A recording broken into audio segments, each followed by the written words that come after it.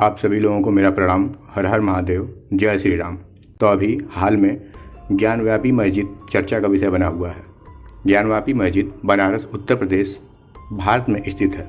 इसका निर्माण औरंगजेब ने 1669 में एक पुराने शिव मंदिर को तोड़कर किया था। विश्वेश्वर मंदिर का विध्वंस साइट में मूल रूप से एक विश्वेश्वर मंदिर था, जिसे टोडरमल द्वारा नारायण भट्ट के साथ स्थापित किया गया था, जो बनारस के सबसे प्रसिद्ध ब्राह्मण परिवार के मुखिया थे।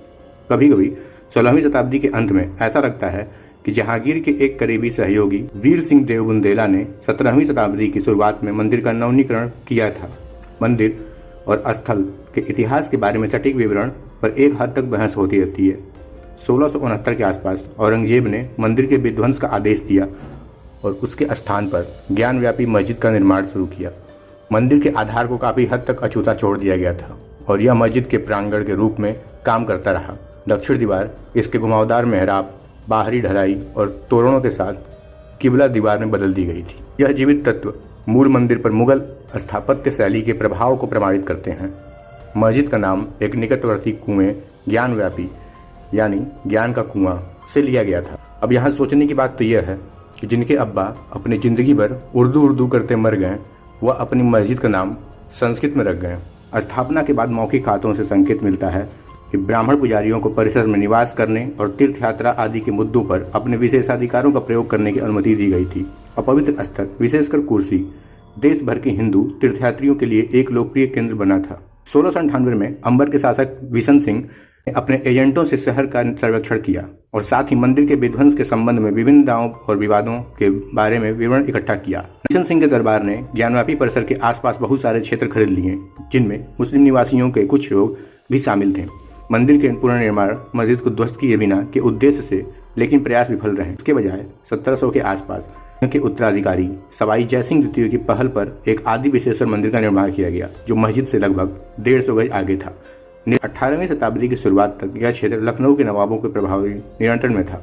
ईस्ट इंडिया कंपनी के आगमन और तेजी से गंभीर विलय नीतियों के साथ देश भर से कई शासक और यहाँ तक कि प्रशासनिक अभिजात वर्ग ने बनारस के ब्राह्मणीकरण में निवेश करना शुरू कर दिया, ताकि वे अपने घर भूमि में सांस्कृतिक अधिकार का दावा कर सकें। मराठा विशेष रूप से औरंगजेब के हाथों धार्मिक अन्याय, मंदिर विनाश सहित के बारे में अत्यधिक मुखर थे। नाना फडणवीस ने मस्जिद को ध्वस्त करने और विश्वेश्वर मंदिर के पुनर्निर्माण का प्रस्ताव रखा। 1742 में मल्हार राव होलकर ने इस तरह की कार्रवाई का प्रस्ताव रखा। इसके लगातार प्रयासों के बावजूद कई हस्तक्षेपों के कारण ये योजनाएं अमल में नहीं आई। लखनऊ के नवाब, जो उनके राजनीतिक प्रतिद्वंदी थे, स्थानीय ब्राह्मण जो मुगल दरबार के प्रकोप से डरते थे, और ब्रिटिश अधिकारी जिन्हें सांप्रदायिक तनाव के फैलने का डर था।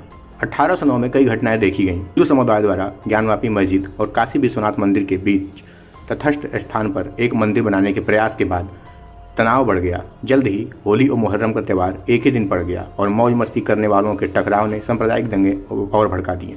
मुस्लिम भीड़ ने एक गाय, हिंदुओं के लिए जो पवित्र होती है, को मौके पर ही मार डाला और उसका खून कुएं में पवित्र पानी में फैला दिया। ज्ञानव्यापी में आग लगा दी गई और उसे गिराने का प्रयास किया गया।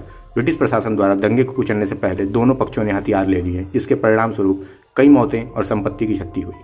ऐसे ही साल दर साल कई सरकारें आती रहीं और कोर्ट कचहरी से गुजरते हुए अब जाकर आज दिनांक 16 मई 2022 को सोमवार के दिन भोले बाबा उस ज्ञानव्यापी मस्जिद में प्रकट हुए।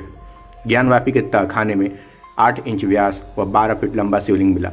शायद हम उस क्षण के साक्षी बनने जा रहे हैं जिसके इंतजार की बात मंदिर के पंडित ने कुएं में छलांग लगाने समय नंदी के कानों में कही थी, मुझे तो मरना है पर आपका तब बड़ा है, आपको सदियों तक इंतजार करना है। काशी में मंदिर के बाहर बैठे नंदी के कान में यह वाक्य बोलकर उस पंडित ने शिवलिंग के साथ कुएं में छलांग लगा दी।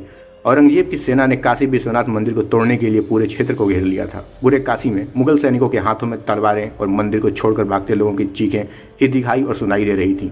तब एक पुजारी ने हिम्मत दिखाई और महादेव के स्वयंभू ज्योतिर्लिंग को बचाने के लिए शिवलिंग के साथ ही ज्ञानव्यापी कुएं में कूद गए। मोदी सरकार के प्रयासों से 353 साल बाद ज्ञानव्यापी कुंड काशी विश्वनाथ के विस्तार में कॉरिडोर का हिस्सा बना। लेकिन ये तस्वीर उस नंदी की है जो सालों तक अपने महादेव की ओर मुंह करके पुनरुत्थान की प्रतीक्षा कर रहा है। वर्षों से अपने महादेव की प्रतीक्षा करते इस नंदी की प्रतीक्षा अब समाप्त होने को है। हर हर महादेव। ज्ञानव्यापी अपडेट। ज्ञानव्यापी के तहखाने में शिवलिंग मिला। ज्ञानव्यापी के विशेश्वर शिवलिंग वाजू खाने से मिला है। वाजू खाना वह स्थान होता है जहां नमाजी हाथ पैर धोते हैं, कुल्ला करते हैं। यानी आज़ादी के 75 साल के बाद भी वाजू का पानी शिवलिंग पर जा रहा था।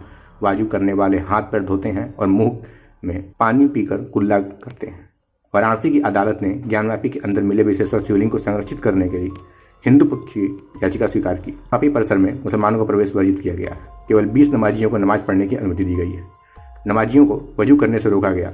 परिसर में शिवलिंग मिलने की जगह सील कर दी गई है। सीआरपीएफ की तैनाती का आदेश है। डीजीपी सीएस को निगरानी का आदेश दिया है। कमिश्नर को स्पॉट को सील करने का निर्देश दिया है। ये तो जो बात थी वो थी।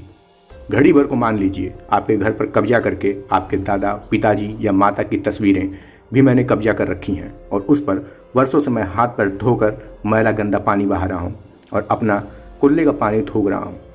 तो 400 वर्ष उन्होंने हमारे भोले बाबा के ऊपर अपनी गंदगी से तिरस्कार और उनकी मजहबी घृणा बहाई है। हर सनातनी की आस्था के ऊपर वह कुल्ला करके थूकते रहे। यह अपमान न मैं कभी आजीवन भूलूंगा और न मेरे आने वाली पीढ़ियों को भूलने दूंगा। सब पवित्र कर देंगे एक दिन।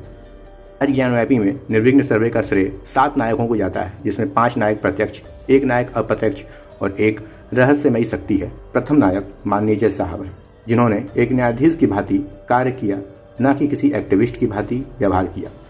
माननीय ने इस अति दुस्साध कार्य को साध करके दिखा दिया, क्योंकि जज साहब भारी दबाव के मध्य संविधान को कसकर पकड़े रहें और हर सुनवाई में ऐसे निर्णय सुनाएं कि प्रजा का विश्वास आंखों में बदी पट्टी बाधे खड़ी न्यायपालिका पर इतना बना रहा कि जज साहब को दबाव लाने के लिए इकोसिस्टम ने एड़ी चोटी का जोड़ लगा दिया था। एक छोटे से कोर्ट के जज ने सर्वोच्च न्यायालय को भी कटघरे में खड़ा कर दिया।